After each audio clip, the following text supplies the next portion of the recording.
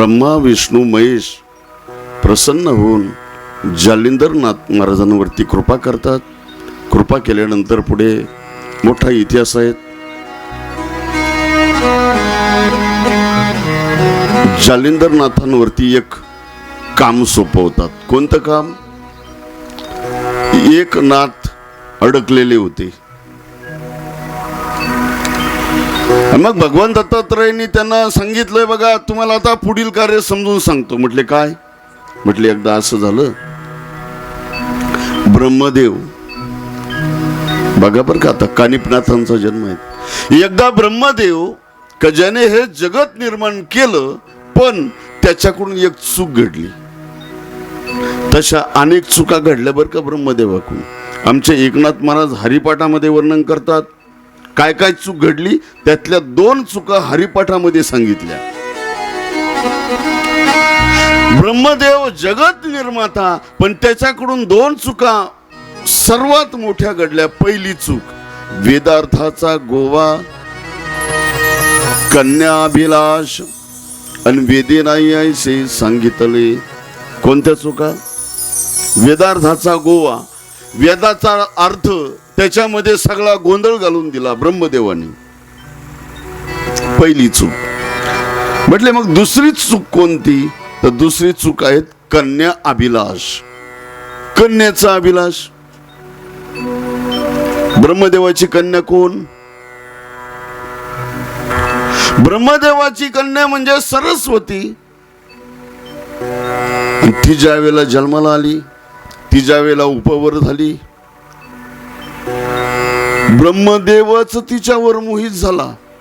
आणि परिणाम ज्या वेळेला त्या सरस्वती मातेला कळालं का आपल्याला ज्यांनी जन्माला घातलं तोच कामाच्या नजरेनं आपल्याकडे पाहतोय, म्हणून तिनं सत्यलोक सोडला, धावू लागली.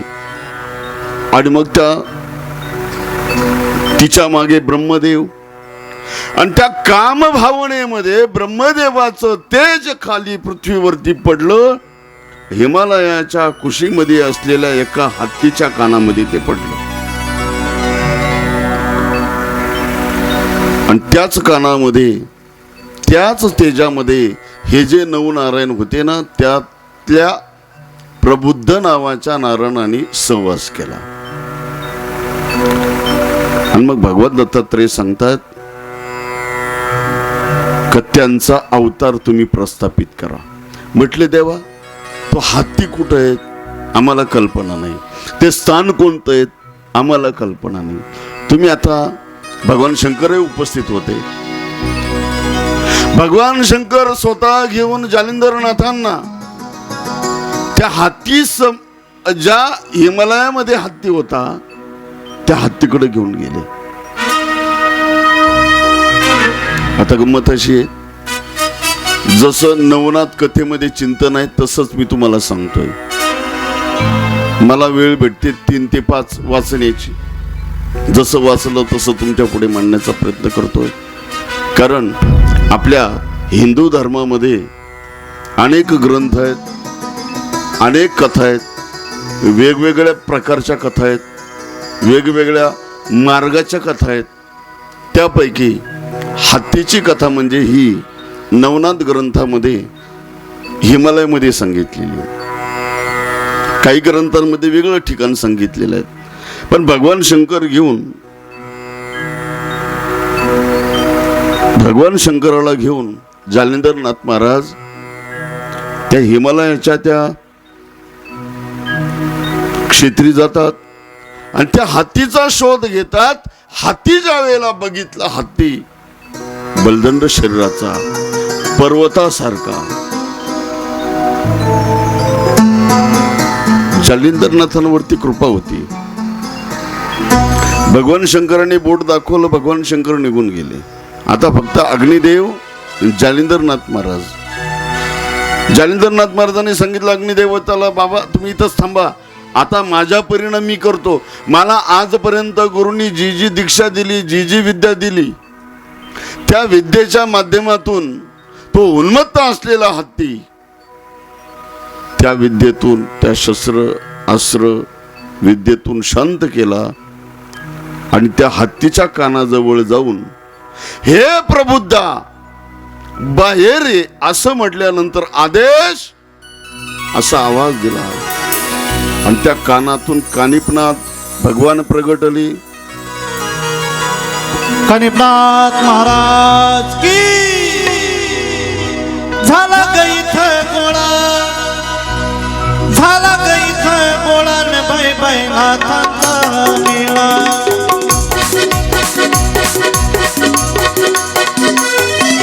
झाला गईथ गोळा न बाय बाय नाथांचा हा मेळा. झाला गईथ गोळा न बाय बाय नाथांचा मेळा.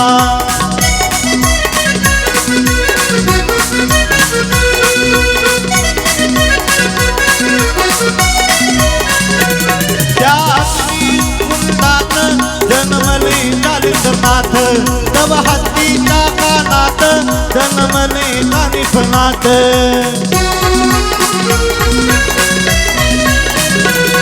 त्या अग्निया कुंडात जन्मले कालिंदरनाथ तव हत्तीच्या कानात जन्मले कानिपनाथ. भाव भक्तीचा फुलतोय मळा पुरुषीचा लागलाय लढा. कधी काढून देतून डोळा न बाय बाय नाथांचा मेळा.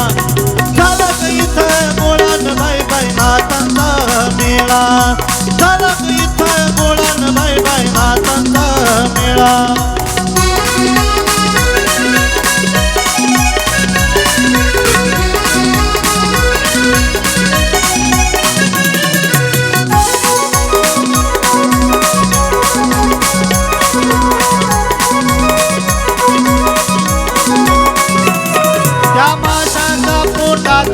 जन्मले मच्छिंद्रनाथ अन गौरिया भस्मात जन्मले गोरक्षनाथ.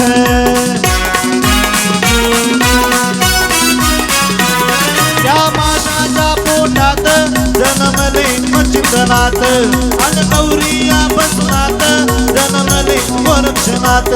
नाथ इतका कसा भोळा त्यानं लाविला भस्मा टिळा. रुद्राक्षाच्या माळा पुरुष लागलाय लढा. कधी काढून देतून डोळा न बाय बाय नाथांचा मेळा. झाला गईथ गोळा न बाय बाय नाथांचा मेळा. झाला गईथ गोळा न बाय बाय नाथांचा मेळा.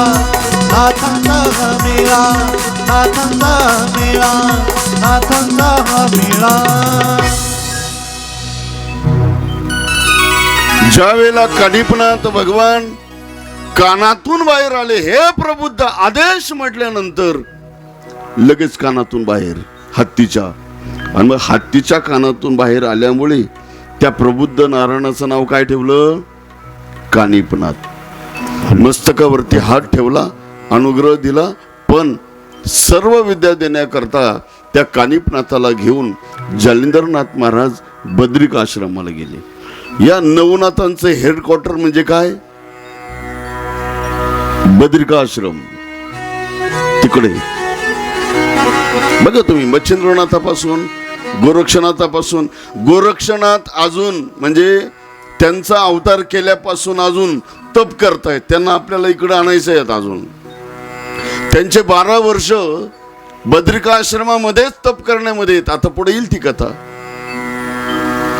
जेवढे नाथ झाले प्रत्येकाला बद्रिका आश्रमाला जावंच लागलं.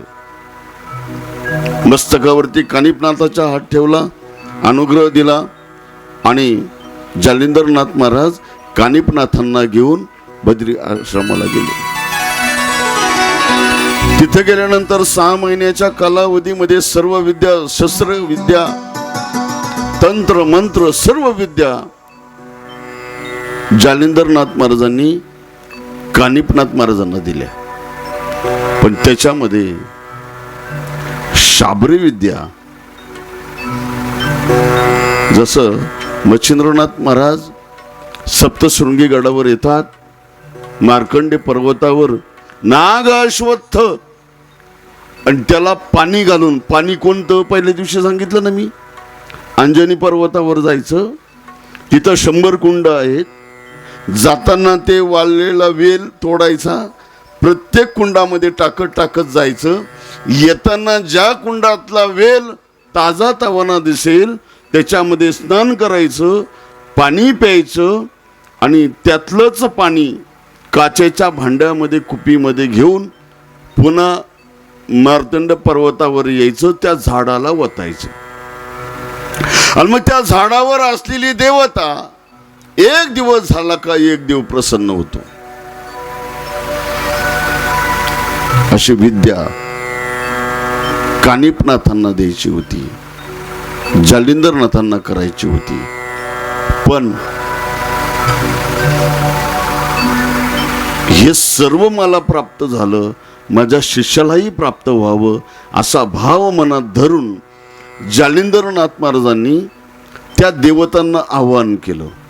या सर्व देवतांना माझ्या शिष्याकरता जी विद्या मला प्राप्त करून दिली तीच विद्या माझ्या शिष्याला सुद्धा प्राप्त करून द्या. आले ना देव. पण देवतांनी सांगितलं का हो जालिंदरनाथ महाराज, तुम्हाला तुमच्या गुरुकडून अनुग्रह भेटला, भगवान दत्तात्रयांचा आश्रय भेटला, भगवान शंकराचा आश्रय भेटला म्हणून त्यांच्याकडे पाहून तुम्हाला आम्ही दिलं. पण तुम्ही उठताय सुटताय, कोणालाही शिष्य करतायत आणि कोणालाही विद्या देण्याचं सांगतायत. आम्ही नाही देणार, आम्ही नाही येणार, आम्ही नाही देणार. देव प्रगट होऊन त्या सिद्ध्या देण्याकरता नकार दिला. जालिंदरनाथ महाराज म्हणतात तुम्ही नकार देतात विद्या द्यायला, सिद्ध्या द्यायला. क्रोध अनावर आला. जालिंदरनाथ महाराजांच्या मनामध्ये क्रोध तयार झाला. शेवट एकदाच विचारतो तुम्ही देणार की नाही. म्हटले नाही. असं जर प्रत्येकाला सिद्धी वाटत बसलो तर या जगतामध्ये हाहाकार माजेल. आम्ही नाही देणार. जालिंदरनाथ महाराज म्हणतात अरे असं कोणालाही नाही, अधिकारी आहेत. म्हटले बाकीचं माहीत नाही. मच्छिंद्रनाथाला दिलं, तुम्हाला दिलं. आज उठताय सुटताय, कोणी पण येतंय, कोणी पण सिद्धी मागते, कोणत्याही देवाला प्रसन्न करून द्या म्हणतायत. नाही म्हटल्यानंतर जालिंदरनाथ महाराजांनी त्या क्रोधाच्या आवेशामध्ये वातास्त्र सोडलं. कोणावरती? देवतांवरती. देवतांनाही क्रोध आला, देवतांनी अस्त्र सोडले. जालिंदरनाथ महाराजांमध्ये आणि देवतांमध्ये युद्ध तयार झालं. एवढं घनघोर युद्ध तयार झालं. कानिपनाथांना दया आली. देवतांनी सांगितलं बघा कानिपनाथ महाराज, तुमच्या गुरूंना काहीतरी सांगा. आम्ही सर्व तंत्र मंत्र विद्या द्यायला तयार आहेत, आम्ही उपस्थित राहायला तयार आहेत. आणि मग शरणागती केल्यानंतर क्षमा शस्त्र असं आहेत का चांगल्या चांगल्याला गार करतं. माणसाने नम्र असावं. नम्रतेचा तो गुण आहे. मला एक सांगा, नम्रता कोणाजवळ असते? नाही कळालं? आंब्याचं झाड आहे, आंब्याचं भरपूर आंबे लागलेले आहेत. ज्या झाडाला आंबे आहेत त्या झाडाच्या फांद्या वागतात का ज्या झाडाला फळच नाही? कोणतं झाड वागतं? ज्या झाडाला फळं आहेत तेच झाड वागतं. कोणाचं सांगतो मी? तुम्ही अजून झाडाजवळच आहे का? म्हणजे जगतामध्ये जो तत्वज्ञानाने पिकलेला आहेत, ज्याच्याजवळ तत्वज्ञानाची फळं आहेत, फुलं आहेत, तोच माणूस नम्र होतो. त्याच्याजवळच नम्रता सापडते. जो नम्र नाही ताट राहतो ना, समजायचं याच्याजवळ काहीच नाही. याला फळं नाही, याला फुलं नाही, हा नम्रच नाही. महापुरा झाडे जाती, महापुरा झाडे जाती.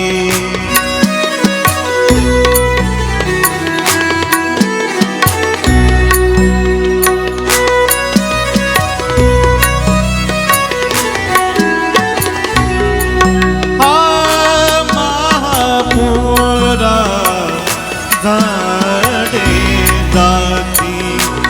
तेथील भाणे राहती तेथील भाणे राहती नम्र झाला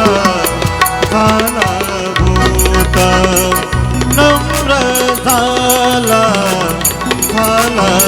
भूत नम्र झाला भूत.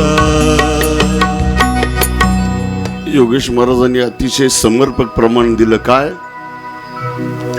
महापुरे झाडे जाती आणि तेथे लोहाळे वाचती. आता ही नदी नाही, इथं तुम्हाला नदी नाही का? आहे ना. महापूर आल्यानंतर वाळलेली झाडं जर असतील ना नदीमध्ये वाहून जातात. पण त्याच नदीमध्ये जर लोहाळा असेल, लोहाळा माहितीये का तो काय करतो माहिती का? पूर आला का खाली वागतो आणि वाळलेली झाडं वाकत नाही. परिणाम तद्धाम परम निघून जातात, वाहून जातात. तसंच जगतामध्ये जो नम्र आहे तो टिकतो आणि जो नम्र नाही तो वाहून जातो, उकडून जातो. असं तुकाराम महाराजांचं मत आहे. म्हणून सर्व देव कानिपनाथांना शरण येतात. कानिपनाथ महाराज जालिंदरनाथ महाराजांना सांगतात, गुरुदेव हे सर्व देवता आपल्याला प्रसन्न आहेत. ज्या ज्या वेळेला आपण त्यांचं स्मरण करू त्या त्या वेळेला आपल्याला ते प्रगट होऊन वरदान देतील, काळजी नसावी. आणि मग जालिंदरनाथ महाराजांनी कानिपनाथ महाराजांना बद्रिकाश्रमामध्ये तपाला बसवलं आणि या सर्व विद्या प्राप्ती करता जालिंदरनाथ महाराज प्रवासाला, तीर्थयात्रेला सुरुवात करतात.